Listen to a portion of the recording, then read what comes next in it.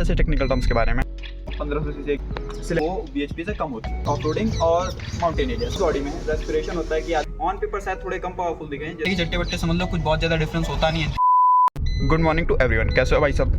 तो आज के वीडियो में हम बात करने वाले हैं ऑटोमोबाइल इंडस्ट्री की 7 ऐसे टेक्निकल टर्म्स के बारे में जिसके बारे में आपने अक्सर सुना होगा, यूज़ किया होगा, लेकिन बहुत सारे लोगों को उसका असली मतलब नहीं पता होता है कि वो होता क्या है। जैसे कि सीसी हो गया, बीएचपी, एचपी के बीच में अंतर क्या होता है, डब्ल्यूएचपी क्या होता है। तो इस वीडियो में हम लोग वही समझेंगे। तो आगे बढ़ते हैं और बाकी एक जगह पर खड़ी करके बात करेंगे। तो बात करते हैं पहले टर्म की, दैट इज सीसी। जैसे कि आपने सुना होगा 1500 सीसी, 2100 सीसी, जिसमें CC stands for cubic centimetre, जो कि रिप्रेजेंट करता है total volume of the cylinder in car engine. मतलब कि कार में जितने भी सिलेंडर्स हैं उन सबका combined swept volume. CC piston के मूवमेंट से क्रिएट होने वाला सिलेंडर वॉल्यूम होता है। सिंपली समझे तो ज़्यादा सीसी मतलब ज़्यादा पावरफुल इंजन और जनरली उतनी कम माइलेज मिलती। तो आगे बढ़ते हैं और बात करते हैं अगले टर्म की, दैट इज एचपी, मतलब हॉर्स पावर। हॉर्स पावर वो पावर है जो इंजन प्रोड्यूस कर सकता है। सिंपल लैंग्वेज में बोले तो हॉर्स पावर वो बताता है कि वो कितनी पावर जनरेट कर सकता है और इंजन को कितने स्पीड और परफॉर्मेंस देने की कैपेसिटी दे सकता है। जनरली जितनी ज़्यादा हॉर्स पावर होगी उतनी ज़्यादा कार की टॉप स्पीड और परफॉर्मेंस बेटर होगी। बीएचपी पे, बीएचपी का मतलब होता है ब्रेक हॉर्स पावर। वैसे एचपी और बीएचपी इंटरलिंक्ड होते हैं। जैसे एचपी होता है पावर जो इंजन प्रोड्यूस करता है, वैसे बीएचपी वो एक्चुअल पावर होता है जो कि क्रैंक शिफ्ट पर मेजर की जाती है। जब इंजन से प्रोड्यूस पावर एक्सल और ट्रांसमिशन के थ्रू व्हील्स तक पहुंचती है तो कुछ पावर लॉस हो जाती है, और जो एक्चुअल पावर व्हील्स तक पहुंचती है उसको व्हील हॉर्स पावर कहते हैं। इसलिए जनरली जो गाड़ी के डब्ल्यूएचपी व्हील हॉर्स पावर होती है, मतलब कि जो एक्चुअल पावर होती है वो बीएचपी से कम होती है। Now let's talk about torque. Torque को न्यूटन मीटर से मेजर किया जाता है। साइंस बैकग्राउंड वालों को पता होगा टॉर्क के बारे में।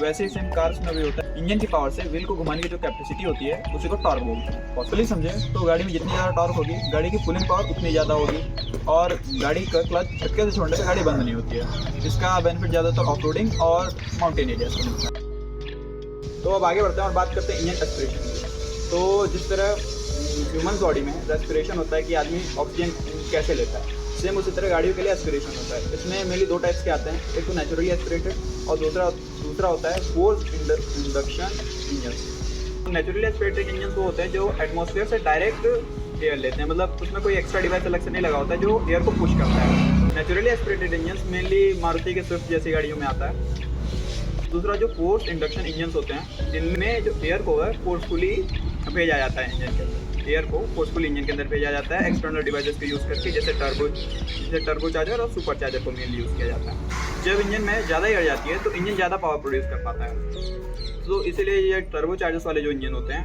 वो ऑन पेपर शायद थोड़े कम पावरफुल दिखें, जैसे कि ये 3 सिलेंडर में है, लेकिन वो फिर भी 4 सिलेंडर इंजन से ज़्यादा पावर प्रोड्यूस कर पाते हैं। इंडक्शन इंजन मेनली थार और ऐसी गाड़ियों में आता है, जिनमें थार और ऐसे जो बड़ी गाड़ियाँ होती हैं जो कि हैवी पावरफुल इंजन आते हैं उनमें होता है। इसको सिंपली पहचानने का तरीका ये कि जिन गाड़ियों के इंजन स्पेसिफिकेशन में टर्बो या सुपर चार्जर होता है लिखा होता है वो होते हैं फोर्स इंडक्शन इंजन, और अगर वो नहीं लिखा तो नेचुरली एस्पिरेटेड इंजन होते हैं। That's Chesi. Chesi basically structure होता है जिसके ऊपर पूरी गाड़ी बिल्ड की जाती है। तो चेसी जो होता है कार का स्केलेटन होता है जो कि इंजन, सस्पेंशन, व्हील्स और बाकी कंपोनेंट को सपोर्ट करता है। पहला होता है मोनोकोच चेसी जो कि मेनली पैसेंजर कार्स में आता है, लाइक वेन्यू, क्रेटा, इन सब में आता है। और दूसरा होता है लेडर फ्रेम चेसी जो कि ऑफ रोडिंग व्हीकल्स एसयूवीज में आता है, जैसे कि फॉर्च्यूनर में आता है, थार में आता है, उसमें लेडर फ्रेम चेसी। वैसे तो दो तीन टाइप के और चेसीज होते हैं, लेकिन वो काफ़ी कॉम्प्लेक्स और हाई एंड व्हीकल्स में आते हैं, तो उसको स्किप करते हैं और आगे बढ़ते हैं। तो अब आगे बढ़ते हैं और बात करते हैं ट्रांसमिशन के। ट्रांसमिशन बेसिकली वो सिस्टम होता है जो इंजन की पावर को व्हील्स तक पहुंचाता है।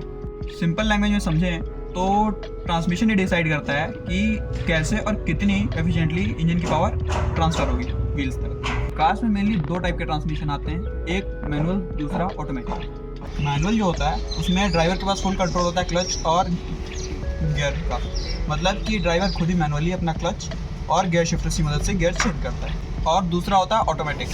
और ऑटोमेटिक में क्या होता है कि गाड़ी अपने आप क्लच और गियर्स अपने आप कंट्रोल करती है, ड्राइवर को उसमें ज़्यादा छेड़खानी करने की जरूरत नहीं होती, बस उसके पास एक सेलेक्टर होता है जिससे वो डीप, पार्किंग और रिवर्स वगैरह जो होता है उसको कंट्रोल करता है। ऑटोमेटिक में भी 2-3 टाइप के आते हैं, जैसे CVT, AMT और DCT।